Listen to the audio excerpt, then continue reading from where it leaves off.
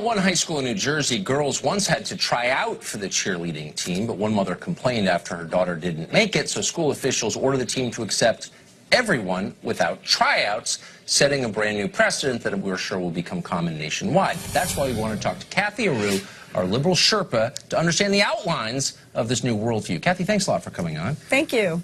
So, I mean, it goes without saying that you're for this, of course. Yes. But if we take this principle and expand it, you start asking questions like, well, why should airline pilots have to know how to fly airplanes? Isn't it discriminatory to prevent people who don't know how to fly from flying planes?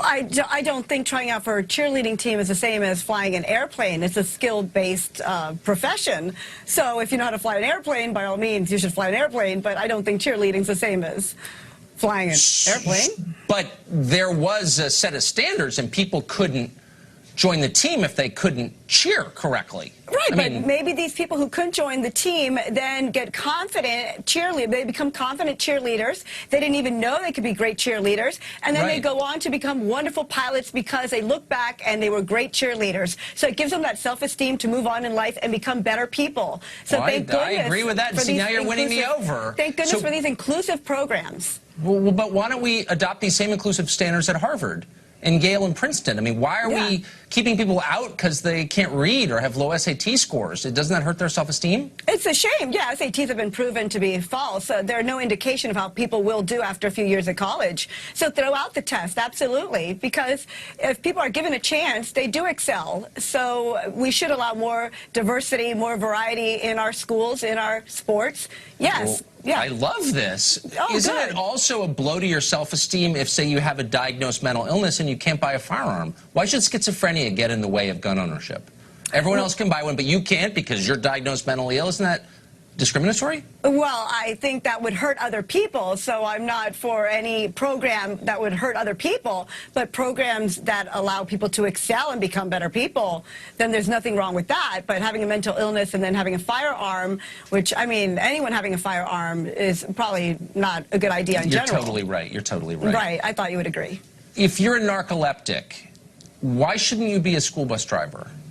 You would probably hurting others. And I don't think that's what this Board of Education's after. I think they're after helping those who would be excluded because they didn't take gymnastics when they were 6 or 7, like other children. I wish we had more time because I have many more examples for you, Cathy Aru, but we don't. Okay. Great to see you. Good to see you. We'll be back. A New Jersey high school upsetting students and some parents after implementing a new policy to make the cheerleading team more inclusive. The school saying the squad must now accept everyone or be disbanded.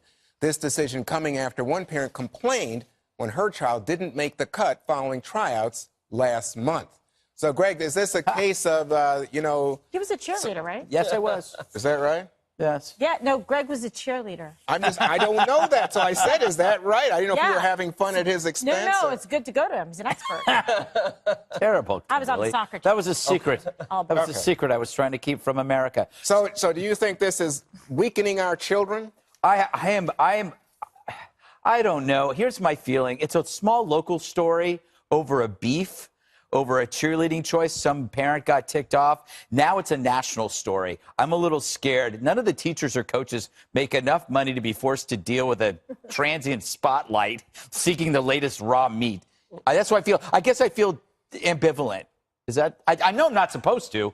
This is a terrible story. You are not. I am outraged. This is political correctness run amok. There you go. That's what you wanted. That's why political correctness run amok. Where's the steady cam? Sometimes there's Where's the steady cam? Just percolating below the surface. So there were 5 hopefuls, Dana, who didn't make it because they didn't score 87 or higher. But they did score 78 to 86. So the school said, you know what? You guys can participate. Okay, so I'm not outraged because it takes a lot to get me outraged, but I will say this. They are not doing them any favors for when they're going to enter the job market. And it's a super competitive world right now to get a job. And guess what? 20 people don't get the job. One person will get the job. That's good. Yeah, that was a good point. Powerful. That was good. As a cheerleader, former cheerleader, yes. Right. I agree. So, Jesse, what about positive reinforcement? So you know, like saying to young people, yeah, we are going to reward you for your effort.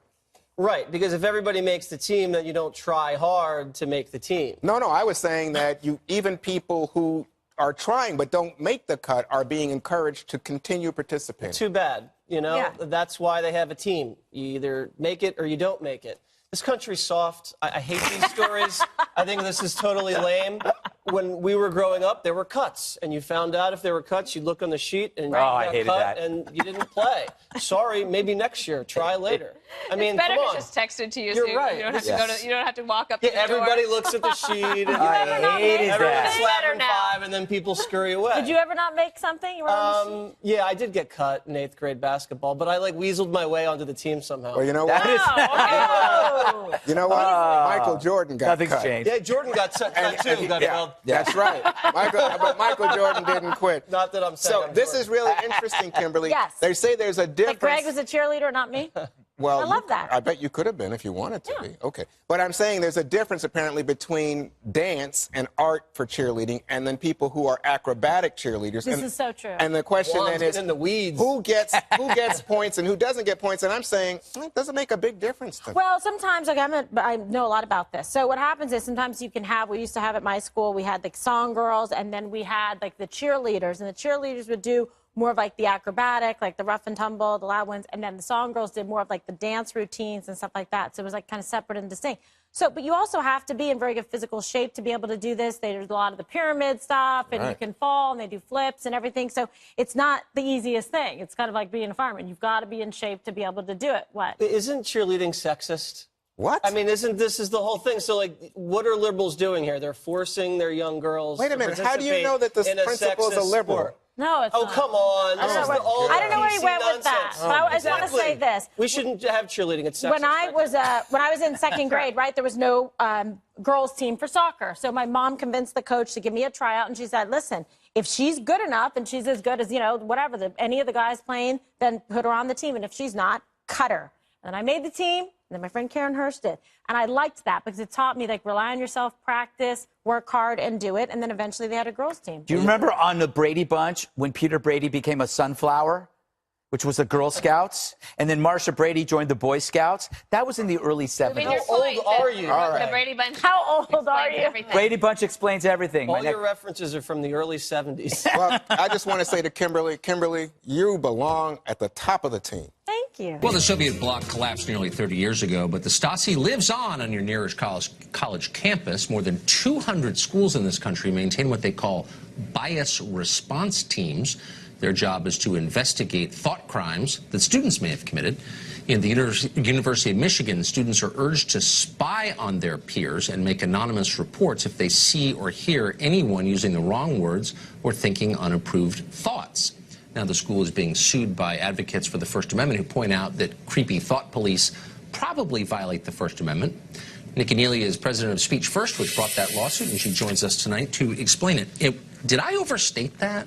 No, you're dead. Bias response teams? Bias they response like swoop team. out of the rafters to arrest you if you have an unapproved thought? Yes, there is actually an online portal on the University of Michigan website where you can report speech, not even that you have been subject to, but that you have overheard. So maybe you and I are having a conversation about a TV show we saw last night. Somebody walks by, they think, I don't like that word, and they can go and they can log in and they can make an report. And then we'll have to go and we'll be brought before the bias response team, which is made up of administrators and campus police, and we'll have to explain ourselves. And You have to talk to the police if Campus someone police, reports yeah, you for there's a- saying something there's a unapproved. team of people. So what if you say, you know what, I'm not interested in this kind of thing, and I don't want to talk to you, and buzz off? Well, you will be subject to punishments, which might include remediation. I think that they call it restorative justice, so that you might have to go to cultural appropriation training or some other kind of diversity education, unconscious bias training, which I hear is a thing these days. And you know, that can go up to and include expulsion, depending on how severe your transgression was. So you have no power. you have no power.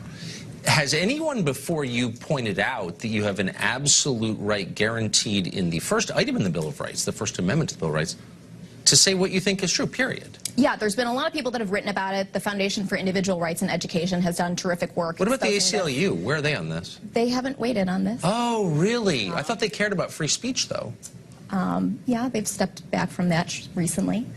And so we decided to bring a lawsuit. We thought, you know, let's draw a line in the sand. We're a membership association, so we have 3 students on the University of Michigan who are on the campus who are enrolled who have decided let's push back. So we'll be representing them as our association because they're scared with good reason. They don't want their names out there, and so it's Speech First versus the University of Michigan. So what is the university's position on this? The First Amendment doesn't exist, or that it doesn't cover college campuses, or do they have an argument? They haven't responded to us yet. We'll be filing for a preliminary injunction.